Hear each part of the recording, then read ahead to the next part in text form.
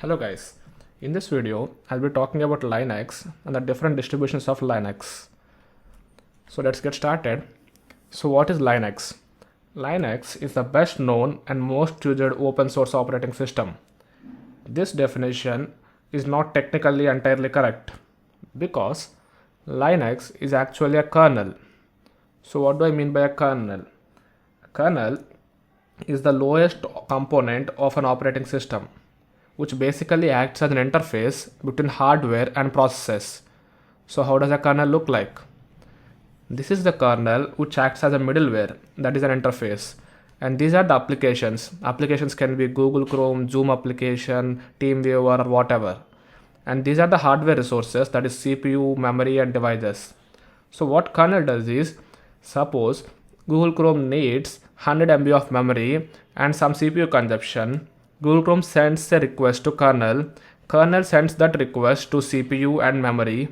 Then CPU and memory sends those resources to kernel, and kernel sends back those resources to Google Chrome. That is how a kernel works like. Now coming back, what do I mean by open source operating system? Open source is basically transparent operating system. That is, you can see the code, you can modify the code, and you can even sell the code. You can do anything you want.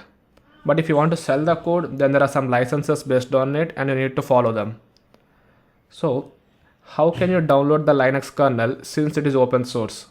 You just need to navigate to kernel.org and you can see the kernel archives. That is, you can download all versions of Linux kernel from this website called kernel.org. So there are different versions of kernel: mainline, stable, long term, and then Linux Next. You can download any version you want, but the main versions which people use are mainline and stable. So the latest release is 5.10, released 1 week back. Now you can download a tarball and it will download the Linux kernel for you. Once you click on the tarball, it will take 1 minute. It is basically the 111 MB. Once you download this, you can unzip it using tar Linux command, and then you'll be able to see the folder. That is basically the Linux kernel. You can view it, you can change the code, you can do anything you want. So coming back, why is Linux called a kernel, not an OS? Because Linux was developed by Linus Torvalds in 1991, but he did not have any application software to attach to the kernel. He did not have any applications like Google Chrome or whatever. But Richard Stallman had lots of softwares which he has made with different community members by then. So Linus Torvalds linked all those softwares to Linux kernel and is now called GNU/Linux. That is how Linux is made.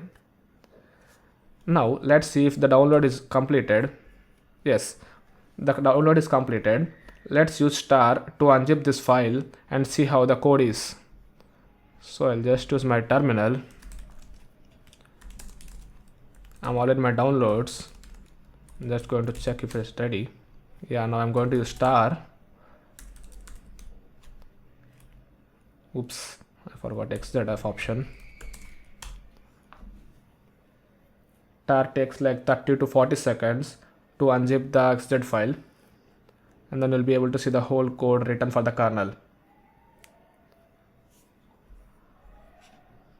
Just wait for 30 seconds.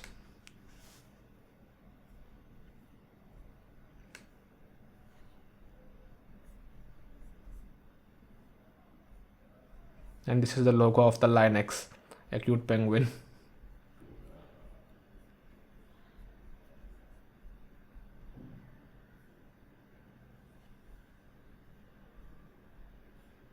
It's still going on.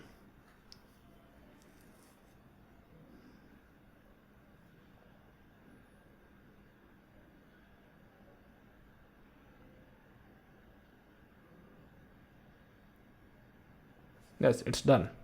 So let's get into the folder. I'll again do ls and grep just to see if it is there. Yes, I got the folder for it. I'll just navigate into it. And now see, there are different directories inside the Linux, that is the Linux folder. So what I want to see is I want to see the kernel. I'll go into kernel folder and see there are different types of C files and there are different directories inside it. And there is groups.c file, there is async.c file, audit.c, different types of C files needed for the kernel. So let's see groups.c file, cat groups.c, and you can see the whole code for the groups.c file. You can take this code, you can modify this code, and you can do whatever you want with this code because it is open source. That is what open source actually is. Now let's go back to topic. That is, there are different distributions of Linux. So what do I mean by distributions? Distributions are basically flavors. That is, they are based on top of Linux kernel, but they are attached to different application softwares. That is, Debian is created for one purpose, Ubuntu is created for another purpose, like that.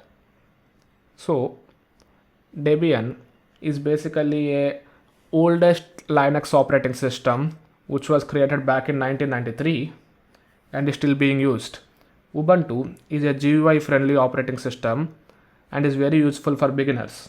Kali Linux is basically used as a hacker's OS because it is equipped with more than 1000 tools. And then there is Arch Linux. It is very useful for consumption of CPU and taking care of memory and stuff. So how do you choose your Linux distribution? Choose your Linux distribution based on what you want. If you are a beginner, go for Ubuntu. If you want to hack or if you are trying to start hacking, then get into Kali Linux and try to see the different tools and get used to it. After you are able to do it, then change your OS based upon what you need. That is how you choose your Linux distribution. And don't always dual boot your Linux distributions. You can use VirtualBox and you can use different distributions in it. That is how you choose the Linux distributions. If you want to see different types of Linux distributions, you can go to Google and just type Linux distributions and you'll be able to see a whole list. Ubuntu, Fedora, Arch Linux, Kubuntu, Despin, and there is Bodhi Linux, Ubuntu Mate, Parrot OS. This is one of the pen testing OS, and there is Black Arc, and then there is Artpile Linux. There are a lot of different types of distributions which you can use based upon what you want. All of these are mostly based on Linux kernel, but they have their own softwares attached to it. That is what a distribution is. So that's it for this video.